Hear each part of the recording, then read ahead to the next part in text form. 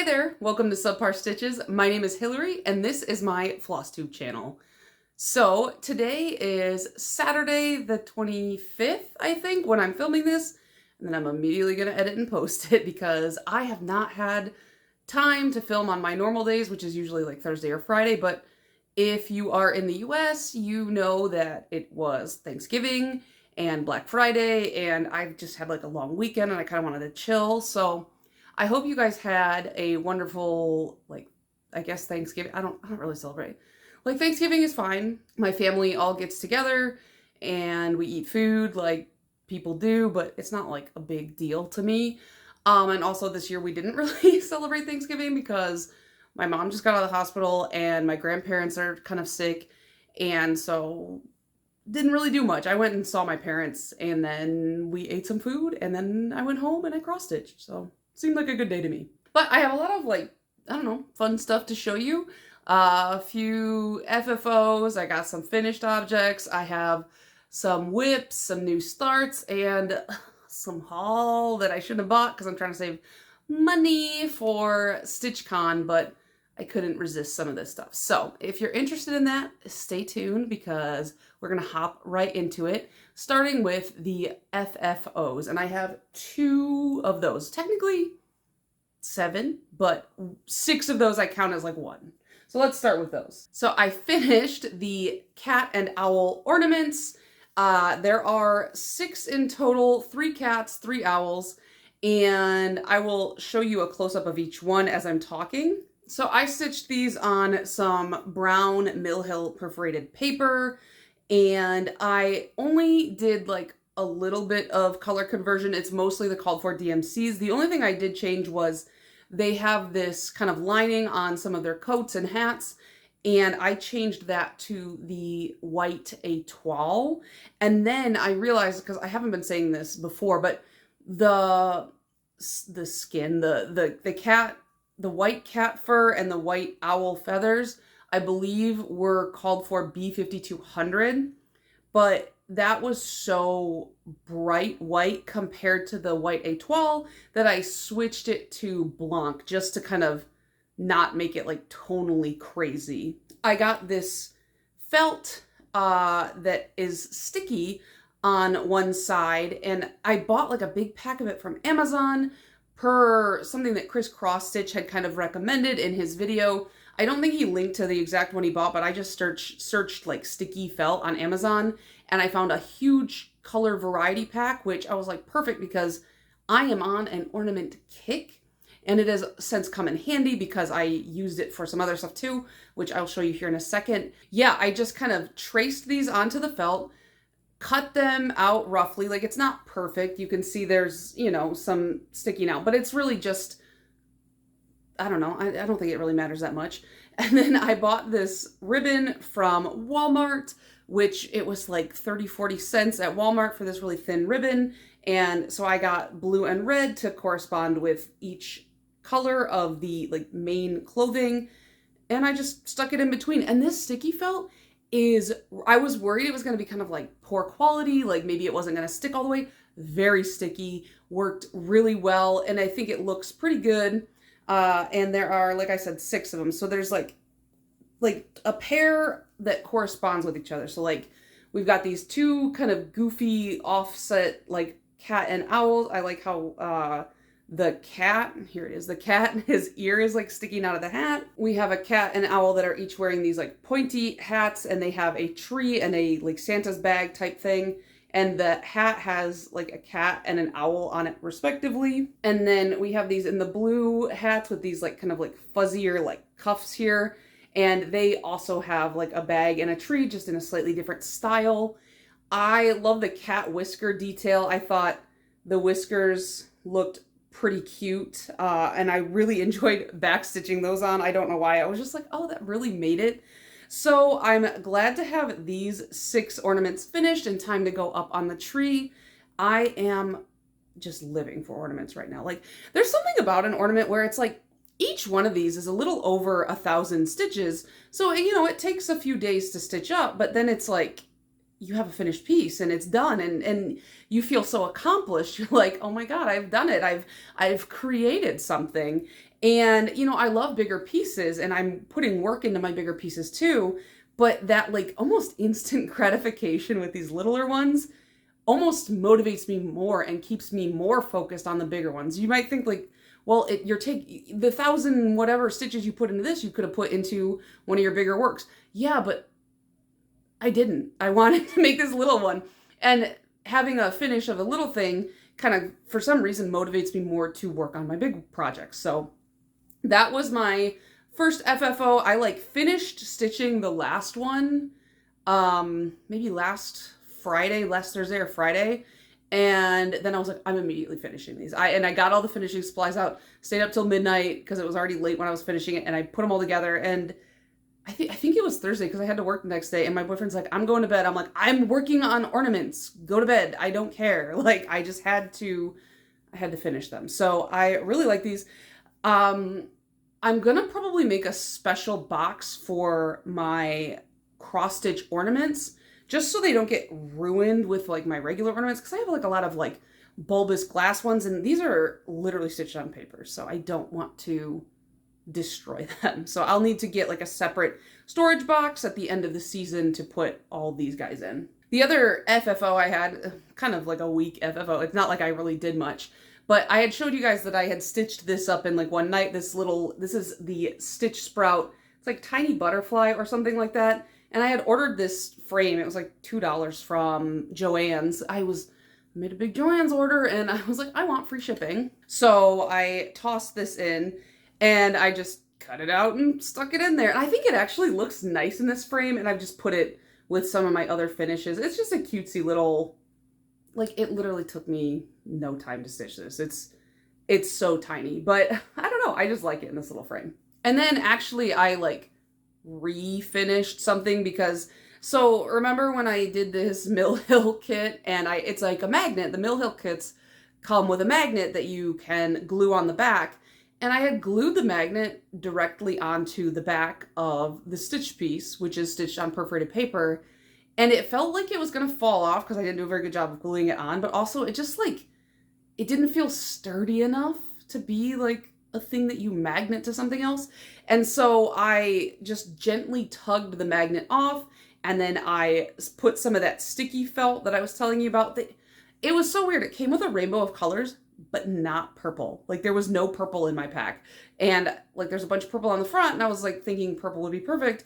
So I went with orange because I'm like, it's Halloweeny, it'll work. And there's like, you know, there's some orange in the spider here, so it works.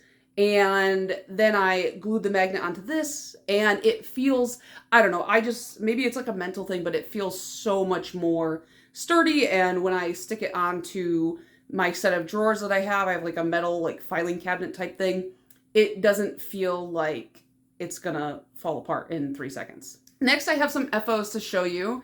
And the first one, I'm pretty sure I didn't show you the finished piece of this. Like, I think that the last day that I filmed, this like the final piece had just released for this Sal. And so I would not have been able to show you that.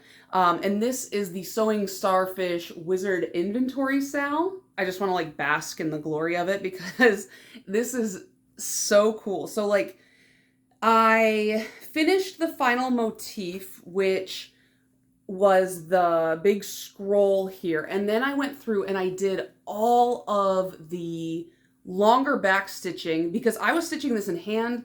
And sometimes I worry that like with long back stitching, if I'm like constantly like manipulating the fabric, if it's not being pulled taut, it's gonna like loosen the long back stitching, and then I'm gonna have to go back and do it again. So I put in the two, like, they look like D20s up here. I did all the back stitching on the star map. I also put in the French knots. I did the back stitching on this because it was the last motif. And what else? These kind of cool looking dice thing here, they got their back stitching put in. And then there were some French knots in this salamander's eyes. And I think that was everything. And so this is complete. And one thing I really like about this is, I mean, it was my first stitch along. I'm so glad that I participated. I was able to keep up. I finished on time, which, I mean, there's no, like, you don't have to finish whenever. Like, you can do whatever you want. But, like, I have to. I personally have to. Like, it's a personal hang up. So there's so much to love about this pattern. There's literally so many little motifs. If you like this, I really encourage you to buy it because the pattern, like all the text that Sewing Starfish put into it, it feels like when you're reading it, it kind of feels like what are those called? Those like adventure games where like the text-based adventure. It was really giving like text-based adventure, and these motifs, while they're not like hyper realistic, you know, they have like a kind of like drawn element to them, but they are so detailed when it comes to like the shading. I love the wizard. He was the most dense part of the stitching, but the color palette is stunning. I really like I'm not a backstitch hater, but it's not always my favorite thing either, or at least it didn't used to be until this pattern. And this pattern really made me see the importance of having some backstitch in projects. Like, I don't like the old, like what, I don't know, what, probably like the 80s, 90s, back when like everything had to be backstitched. That's not usually my favorite. I make an exception for, I will say I like the soda stitch patterns. I've never made one, but like visually I do like how they incorporate a lot of backstitching, but typically it looks dated. But here, you know, it's like the right amount, and like there's some where you use 2 strands and it gives kind of like a puffier element here and here. Making the spider web was really cool. These roots look like, I don't know if you guys can see on the mandrake, like those roots are really fun. And like, I didn't even follow the roots exactly from the pattern because I kept like screwing up. But because it's such an organic thing, it still looks right to me. But the biggest, most important takeaway that I have from this pattern was the French knots. Now, I mean, look at, first of all, the shading on this, like this, the color choice. But okay, we're not going to judge Hillary because she did her best, but these are literally the first French knots I've ever done. And everyone's always like, oh my God, that pattern has French knots. I can't do it. I don't want to do it. Like, I'm so intimidated. I'm so scared. And so I became intimidated and scared, and I was like, this is going to be so hard. So I saved all the French knots for the end because I was like, let me just do them all. And then if I hate them, then I'll just do beads, because that's what a lot of people do. They stick beads on. I found that French knots are easier than beading. Like, for me, I watched a quick, literal, like 2.5-minute tutorial on YouTube, got a scrap piece of Ada, practiced like 5 French knots. Once they started coming out like more consistently in size, I was like, oh, this is actually very easy. So I don't know, maybe I'm doing it totally. Sometimes when I'm like, this is so easy, it's because I'm doing it wrong. But like, I don't know. I think for my first time, they're not so bad. They are a little bit inconsistent, but I feel like if I practice, this will get easier. I mean, there's French knots for the eyes here. I don't think it was that bad. And I want to say thank you to Sewing Starfish for forcing me to learn a new skill in my hobby, which I think is always important. So yeah, I mean, I've been talking about this one for weeks and weeks and weeks because, you know, it's every week, but this made me want to join more stitch-alongs, which I have. So I really love this, and I hope that Sewing Starfish does another one because I love their pattern designs. I love their use of color, their like kind of retro feel. I cannot wait. I want to turn this into, I don't know, I should probably just frame it because I don't know if I left enough up here, but I want to like fold this down over like a dowel and like have it be like just like a wall hanging. I think I could do that. Obviously cut off some of this excess and, you know, like put some cool, funky, like retro fabric on the back. Oh yeah, here is my back, by the way. I'm not shy about my back. I feel like my backs are not super messy, but they have like some level of mess. Some people say backs don't matter.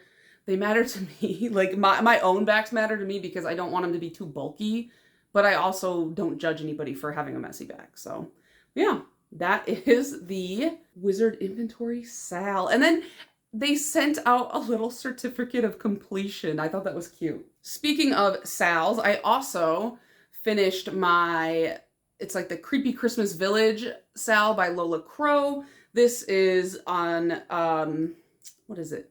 Elephant Run by Fox and Rabbit. And I believe it's a 36 count linen. I picked like the itty bittiest one because I want itty bitty ornaments. These are just little tiny ornaments. Now, I'm really enjoying this Sal, and I love, my favorite thing about this house one, because there are people who, they're like, I love stitching houses. Houses are my favorite thing to stitch.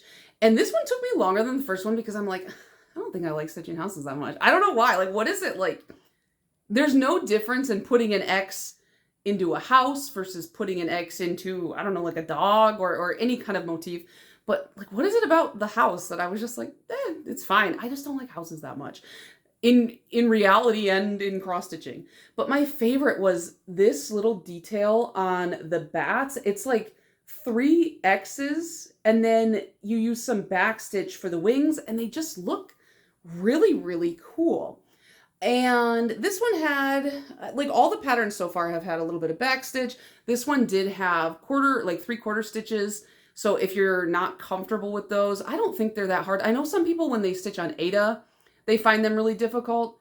I have never really taken too much issue with them. I don't find them intimidating. I don't like the way they show up in Pattern Keeper though. That was the first time I've ever used Pattern Keeper with something that has 3/4 stitches and I was like, wow, I hate this. Don't like the way that looks. The only other thing that I'm like, I don't hate, but it's like not my favorite about these patterns, and it's a necessary evil, don't get me wrong. Like, even though I don't like doing it, I will always do it because it gives the feel, is the snowflakes it's like, what do you call it? Like confetti almost, like where it's like one and it's like really far away from each other. So there's like a lot of traveling, and luckily this fabric is darker so you can't see anything through it, but like there's a lot of them and it gives it that nice round shape, which is why I really think it's important, but I don't like doing it. But I will do it. The most recent pattern did release yesterday, so that'll be the 3rd one. I'm gonna probably start that today or tomorrow and work on it throughout the week and probably finish it by the next Friday when the 4th pattern releases. And I'm waiting until I have all 6 of them done, and then I'll just do one big like finishing day for them. The next thing I finished was Turkey Trot by Michelle Bendy Stitchy, and this is all the called for DMC, and it called for like a specific blue fabric, and I was like, I don't really have a lot of money to be buying a bunch of fabric right now, and I didn't want to wait. And so I pulled out some white Aida I had, and I just grabbed my teal Rit dye, and I was like, let me see how close I can come. And this is what I came up with. I dyed this fabric myself. It was like a fat quarter, and like I only used about maybe a little less than half of it. So I still have more of this. This is the funniest little pattern though. There's another one that it's like a witch and a toad, and I thought about picking that one up too. Maybe I'll buy it soon, but like I'm not a like I said at the beginning, I'm not a big Thanksgiving person. I don't really care about it. I get the thank you sentiment, but like the other stuff, I'm like, maybe not. Let's cut that out. So I've never really stitched any kind of Thanksgiving holiday stuff. But when I saw this, I was like, I love that turkey. This dude is so weird. His giant fork, it cracked me up. So I had to have it. And I stitched this up in like less than a week. It was a really quick stitch. I have a paper pattern for it, and I usually make a working copy. And I'm a big highlighter. I like to highlight where I've been, what I've done. I just worked off of it, and I didn't highlight. I didn't make a working copy. I didn't tarnish the original. I just looked at the pattern and I did it, which I don't usually do.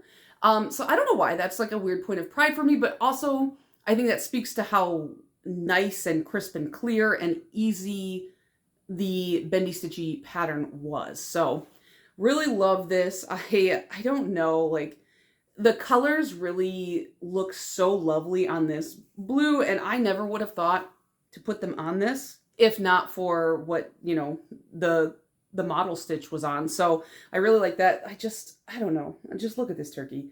I'm pretty sure one of the women from, I was gonna say one of the girls, one of the women from X's and Hoes, which I love their channel. They're these two sisters. They're so funny. They're also, I believe, from Michigan. So somehow I feel like close to them, even though they have no idea who I am.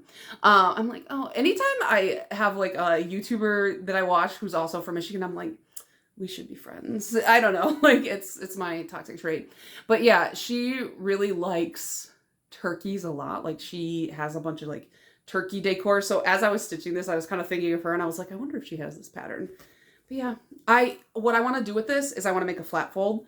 I've never made a flat fold, so that'll be just a fun practice. You know, I don't think I can mess that up too bad, right? I don't think so. I can, yeah. But yeah, I have another bendy stitchy pattern. I have the Rolodex morning sampler and I want to work on that too. I just have some more stuff I got to get for it first, but I really like her pattern. It was really nice. And then the last thing that I stitched up, and this one took like 2-3 days. This was a Stitch Sprout pattern, and it's called Beetles and Bugs Are Neat in her Etsy shop. This was like a free one on Patreon. There's also like a companion pattern called Snails and Bugs Are Neat. I also have that one. And I'm a bug freak. I love bugs. I've got a dead bug collection. I don't kill bugs. I don't believe in killing bugs, but when I find cool dead bugs, I keep them. And I have some really cool ones. I have like a cicada. I have a cicada shell, which my friend Trevor found for me and kept it. And I think it freaked him out, but he knew that I really wanted it. I have some really cool jewel beetles. I have like a longhorn beetle that I found. Like I just really love bugs. And whenever I see cool bugs in person, I take really close-up pictures of them and I put them in a folder in my Google Drive called Cool Bugs. And I posted this to my Instagram today. So if you want to go see some of those cool bugs that I've met in my life, you can go find this post on my Instagram and then swipe and you'll be able to see some really cool like praying mantis. There's a really cool spider that when I lived in Japan, it lived on my balcony. I think I put a snail in there. Like I love bugs. So yeah, this was like the perfect pattern for me. And I'm probably going to get like a double, once I do the other one, get like a double frame and just frame them in like a dual frame. Just so cute. Look at those guys. And I like the colors. They're really, you know, just really sweet. I love Stitch Sprout. Like their patterns are just really right up my alley. Kind of a lot of cottagecore and Halloween-y cutesy stuff. So check them out if you are interested. And that is all of my finished objects. So let's get into the whips and then I'll show you some new starts. So I only have 2 whips because I finished like a lot of the stuff I was working on these past couple of weeks. And the first one that I worked on but didn't finish was my snowman, my, what is it, Cottage Garden Samplings. This is the clown. This is from the Snowman series that they have. Well, I think it just finished, where they release one a month. So here he is. And I really could have made a lot more progress on this, but I was struggling. This is on, what is the fabric? 36 count Heartland Edinburgh linen. This is the first linen project that I ever started. I only just started stitching on linen this year. And I picked this out for it and I was like really struggling and I was like, man, linen is really hard. And then I started other linen projects and I was like, oh, maybe I'm getting better with linen. And then I started stitching on this again and I was like, why is this so hard? It's this linen. I just hate this freaking linen. Like, I don't know what it is about this one. I just can't stitch on it correctly. I've had to frog so much on this one and restitch and frog and restitch. And so I had a lot of stress with this one. So I will never buy this particular linen dye again. But all that I added was I got part of this big top. And then I was like, I really want to start on the snowman. I was going to save him for last, but I just was like, I need something fun. So I added this seal and then I got his hat and I started stitching his face. I got the outline of his head. And then I was like, I'm stressed. And I had to switch to something else because I don't know, it's just making me mad. And the other thing too is like, I wish I hadn't picked this fabric. It calls for one called Chocolate Milk, I think, and I couldn't find it at the time.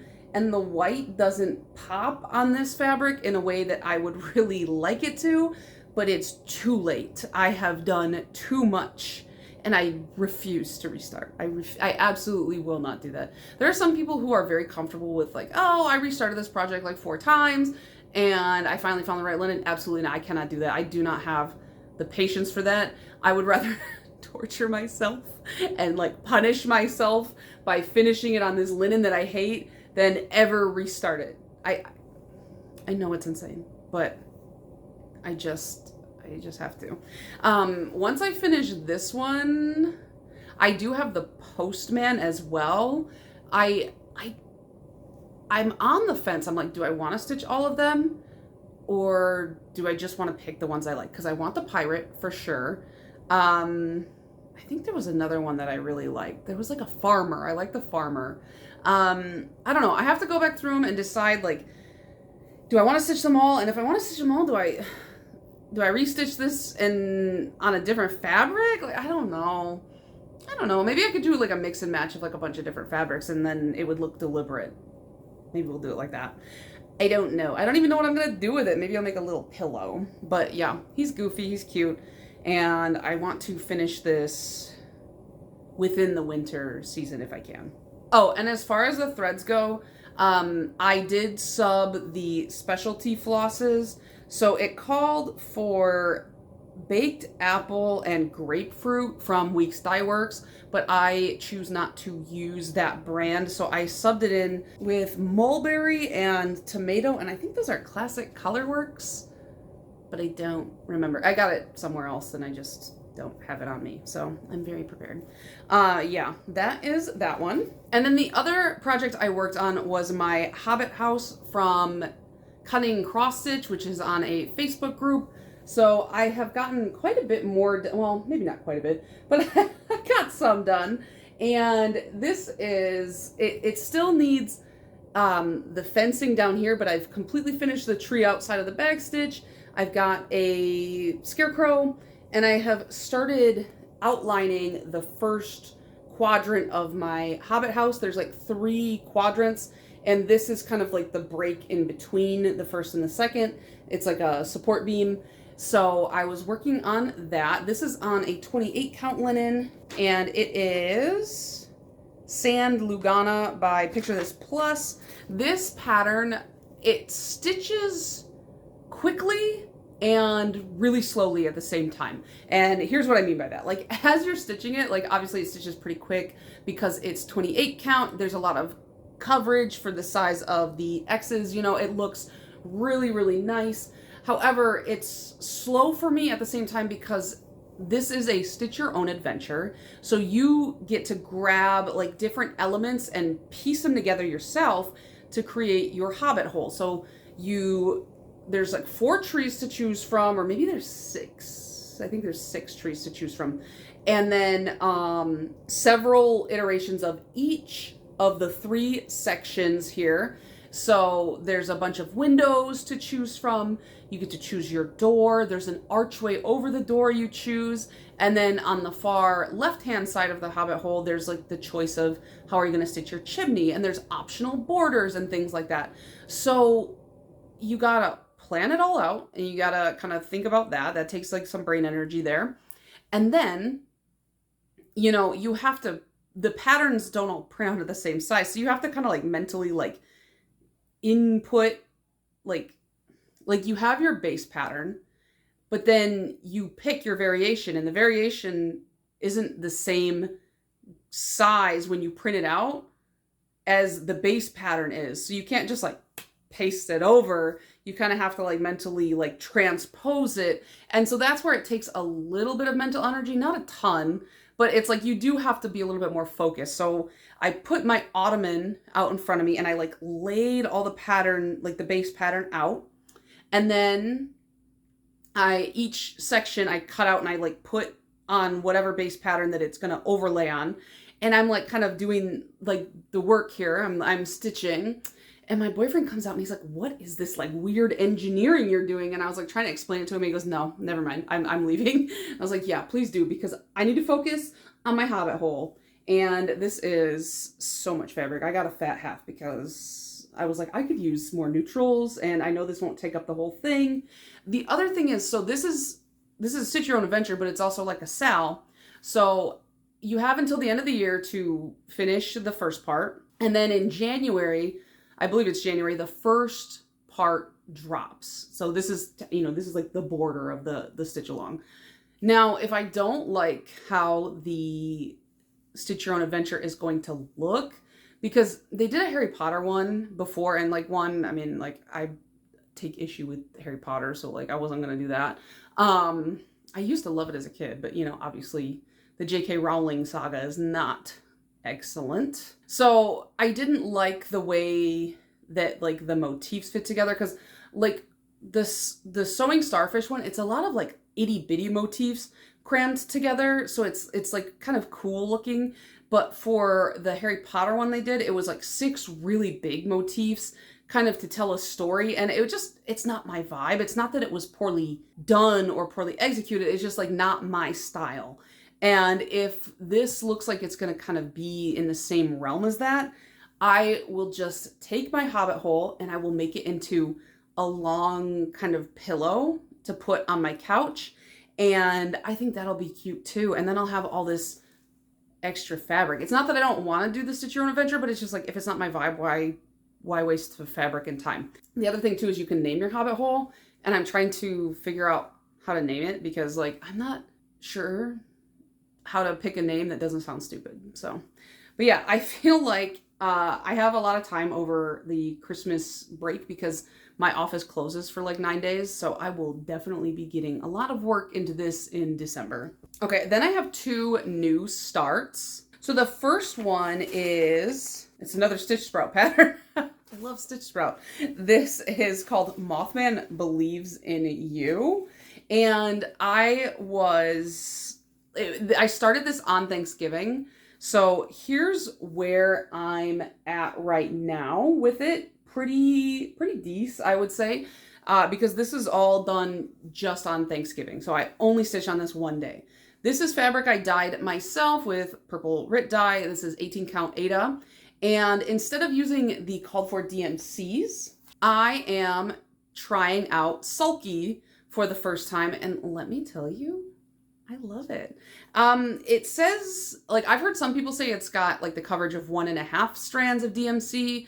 The container says it has 2 strands of DMC. It's like the equivalent of 2 strands when you just use one. And looking at it, I was like, there's absolutely no way that's true. But it's better. Like not everything. I haven't tried every color, but like my gosh, this black, the coverage on it is wonderful. So I really enjoyed that. So, I mean, he has no head right now. Basically what I did was when I woke up on Thanksgiving, I was like, my headlight on my car is out. So I was like, till my boyfriend, I was like, can you drive us to my parents? Because my headlight's out and I can't drive his car because it's a stick shift and I haven't learned how to drive it yet. And here's the thing, I hate his driving. I'm an anxious passenger, and I was just like, I need something to distract myself, but I don't have any projects that are on Ada that I could just easily stitch on, because like stitching linen in the car is just not easy. Like Michigan roads are really bad. They're really bumpy. And so it's just like, it's hard enough to stitch on Ada in the car. So while my boyfriend was taking 9,000 years to get ready to go to my parents, I stitched the outline of Mothman so that while I was in the car, I could just do fill-in. And it worked wonderfully. The time flew by in the car because my parents live 90 minutes away from me. Or maybe I live 90 minutes away from my parents because I'm the one who moved away. But yeah, and then after dinner while I was sitting on the couch, I filled in a little bit more, and I feel like this is going to stitch up really quickly. So I really like it. And the red is for his eyes. And I have, a ton more of this fabric. So that's really fun. I really like that. And then my last new start was from yesterday. This is Tomato Santa by Lucy Bean Love and Stitches. And I don't know, like, I thought for some reason that it was going to be bigger than it is. And I'm glad it's not, because this is going to make for a perfect ornament. But this is what I did yesterday. And he's precious. I want to scream every time I look at him. I'm going to turn him into an ornament because it's like the perfect little size. I love his dumb little face. So I decided when I bought this pattern that I was going to do it with overdyes instead, and I bought some overdyes for it. So I just got some classic colorworks. I have ribbon red for the tomato, Bing cherry for his hat. I got lighthouse for the white on his hat, which it's like, I don't know if it's very variegated, that one. And then steamed broccoli for his like greenery on his head. And then for the black, I will just use DMC 310. Like there's like 8 stitches of black. And then for his little goatee that he has, I ended up, I don't know, something came over me last night and I ordered whisper thread. And I was like, he's gonna have a little fuzzy little goatee thing. So that'll be my first time trying whisper. Hopefully it doesn't suck. 'Cause man, some of those specialty threads are tough to use. But yeah, I will probably work on this some more today. Probably get, I don't know, probably finish it today. Or as far as I can before I wait for the whisper to come in. Yeah. And then I will probably do like a little puffy pillow ornament or something like that. So those are all of my new starts. And if you are interested, I do have a little bit, I have some haul that I would like to share with you guys. And then I can talk about a book I read recently, and then we will be done because I need to edit this and put it up right now. So as far as haul goes, I placed an order on Amazon, and I had seen this on Amazon recently, and I just threw it on my wish list because I was like tempted, but I wanted to think about it. And because I've been on such an ornament kick, because I was ordering something else, this was pretty cheap. I think it was like $7 or $8. I ended up throwing in this kit. This is a Dimensions kit, which this is the kind of back stitching I was talking about, where I'm like, this looks kind of dated, but because it's like a Christmas ornament, I feel like it's kind of perfect.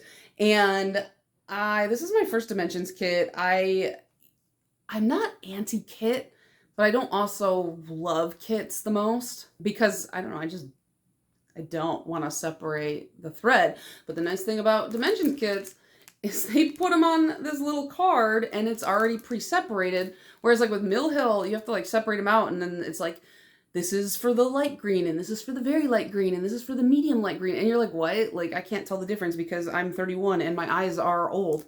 So yeah, this is on, it looks like a plastic canvas.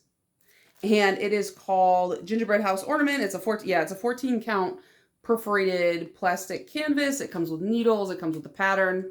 So I figured this would be a quick and easy stitch, you know, whenever I just want to start something, but I don't want to super commit. And so I threw that into my Amazon order. Then I placed a 1, 2, 3 stitch order, and you're going to see a theme here. I just want to stitch ornaments for some reason. So I didn't know that Mill Hill releases 3 Santas every year that each have like they're in a theme. So it's like a trio of themed Santas. And like I saw the ones that they released this year and I was like, oh, those are cute. But I didn't realize they did that every single year.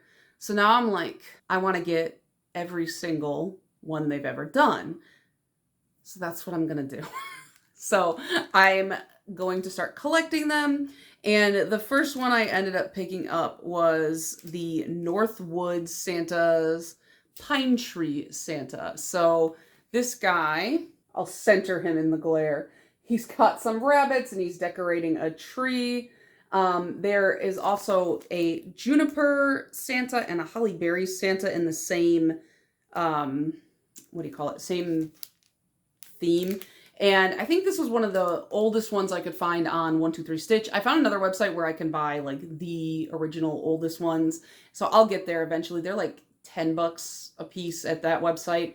So a little bit more expensive, but it makes sense because they're older, so they're harder to find. This one is from 1999, stitched on perforated paper, has all the beads and all of the floss that you'll need So I will probably start that sometime this year. And then I feel like I got worn down on these because everybody's always like Prairie Schooler Santas, and I'm just not a big primitive looking. I look primitive, like I've got Mayflower face, but I'm not into a lot of like primitive designs. But everyone's like, I'm collecting the Prairie Schooler Santas, and I have a flip through of all the Prairie Schooler Santas, and I'm like, I don't need those. I don't want those. And then one day I was like, I want all of them. So I'm collecting all of those too. So I picked up 4 from 123 Stitch, and maybe somebody ordered more yesterday. I can't tell you. But yeah, so I just grabbed what is available on 123 Stitch. I'm probably gonna have to go to like eBay or other websites to find some of the older ones. So I have from 2009 okay, if anything moved or changed, it's because my camera died and I had to go charge it really quick. But I was talking about the Prairie Schooler Santas that I have decided to start collecting. So I have the 2009 Santa here. So he's got like an ice hockey stick and ice skates. I have, this is 2011, and he's got like a red, what is that, a cardinal? And then snowshoes, and in his backpack he's got snowballs for some reason. Buddy, there's snow all around you. We have the 2012 Santa, and he's got a big bag of mail and some letters. And then I decided to purchase the highly controversial 2022 Santa. A lot of people, whenever they talk about these, they're like, I don't like this one, I hate this one, because they don't like the yellow of the lights. It's like a neon yellow. Yeah, it's literally E980. So that's one of the neons. It is a lot for this color scheme. I would probably change it to a more chill yellow, but this is absolutely my favorite one because I love the penguins. Like, he's got a little baby penguin in his hand. I want to scream. So I got those 4, and I like them all on these cards. Like, I want to get them their own little binder and put them all in there for my collection.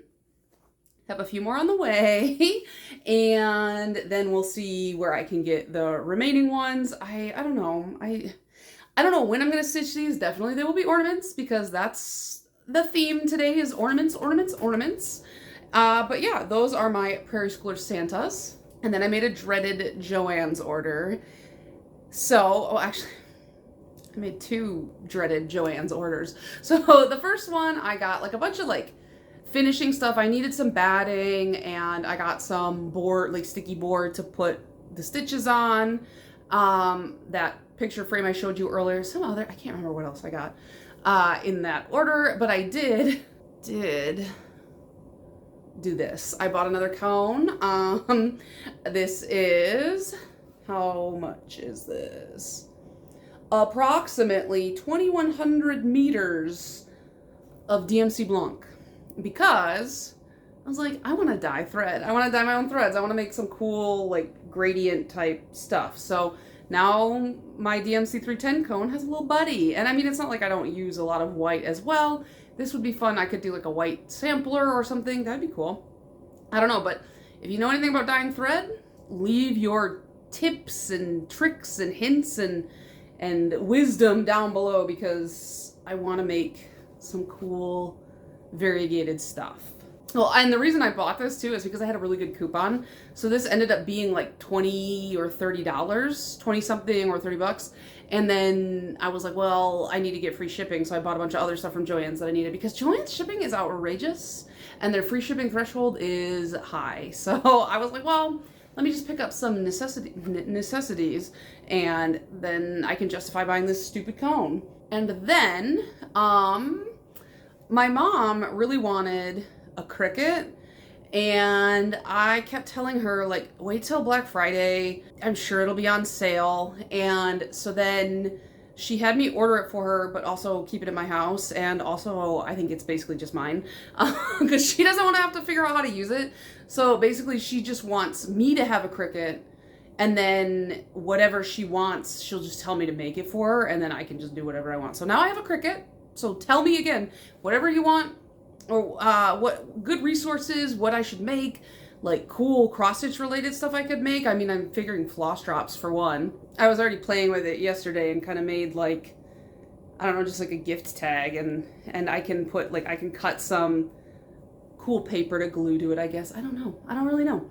I don't know what I'm gonna do. There's possibilities are endless. There's too many things you can do, and that's what makes it so overwhelming. However, when she asked me to order that for her, I was like, let me see what else is on sale on Joann's.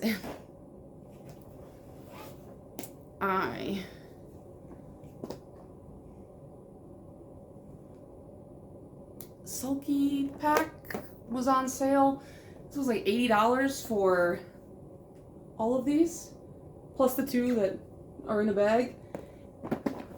So I bought it. Why? I didn't need it. Definitely didn't need this, but I bought it. And then it opens, and there's room for more. So yeah, now apparently I'm a sulky girly now. But I really liked that this case would hold them perfectly. It fits with my other thread stuff, which someday I should show you guys if you're interested, my like thread and cross stitch notions and fabric organization. But yeah, so I bought that too. So now I should never buy thread again, but I will. So yeah, that is all of my purchases, my haul. As far as any plans go, definitely ornaments, Christmas.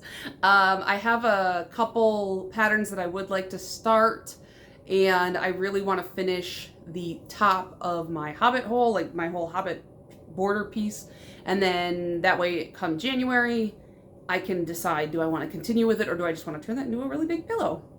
So if you only came here for the stitching, you can sign off now, because I'm just gonna real quick talk about some books and maybe some life stuff. I don't know. Yeah, thank you for watching if that's the case, but if not, books. So I went to the library and I got 3 books, and I only read one of them, and then I just returned the other 2 because I was like, I can't keep hanging on to these. I read The Troop, which I was recommended as like it's like a horror book. Like, I'm always looking for something weird or creepy or strange, and that was kind of like, somebody was like, yeah, this is a really scary book. I didn't think it was scary. Definitely thought it was weird and gross though, which, I mean, right up my alley. So it's basically like, I don't think they're Boy Scouts, but it's some kind of scout troop in Canada, and they're going on their annual trip to this island with their scoutmaster. And then this like patient zero for this, you find out later what he has or why he has it, but this basically illness shows up on the island and starts infecting everyone. And I like it because you have like the main story, and it's interspersed with some interviews and like court transcriptions and like news articles and things that tie into what is happening. I really like that kind of a book where like they tell a story through not just like telling you, but they show you like the news articles and things like that. So I only recommend this if you're okay with like gross stuff, because there is some like pretty graphic descriptions of like the insides of bodies, because people are pretty gross, that kind of stuff. So like, if you're not into bloody, gross, bodily stuff, wouldn't recommend it, but I found it to be a quick read. I read it over the course of like 2 or 3 days. It was like 300 pages or something like that.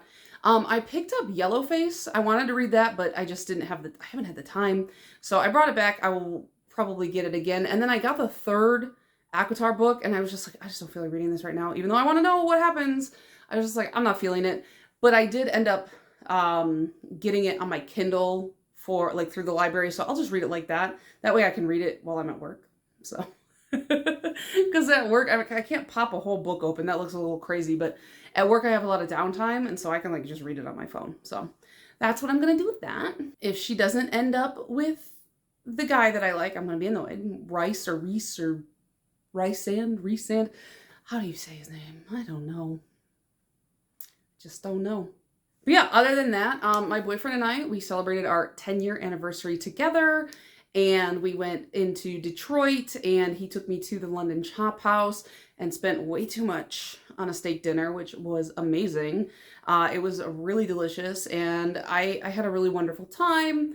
We decided this year, we're like, let's not do gifts, let's just go on a little trip, which we live in the Detroit metro area, so going into Detroit is not really a trip, but it's expensive to go anywhere. So we were like, let's just do like a little staycation. We went to the DIA twice, the Detroit Institute of Art. We get in for free because we're Oakland County residents. Yeah, it was just really fun. I love walking around the museum with him. We play Pikmin Bloom, which is like a glorified pedometer game, kind of like Pokemon Go, but maybe less involved. And we just walked around the museum, played Pikmin Bloom. We ate good food and just hung out together. It was really, really fun. And I didn't cross stitch at all on that day because I was like, I will give you my undivided attention for once. But yeah, that is everything. I will see you guys again in 2 weeks. Hopefully I have many more ornaments to show you. And just let me know down below what you've been stitching on and if you had a good holiday. And I'll see you in the next one. Bye.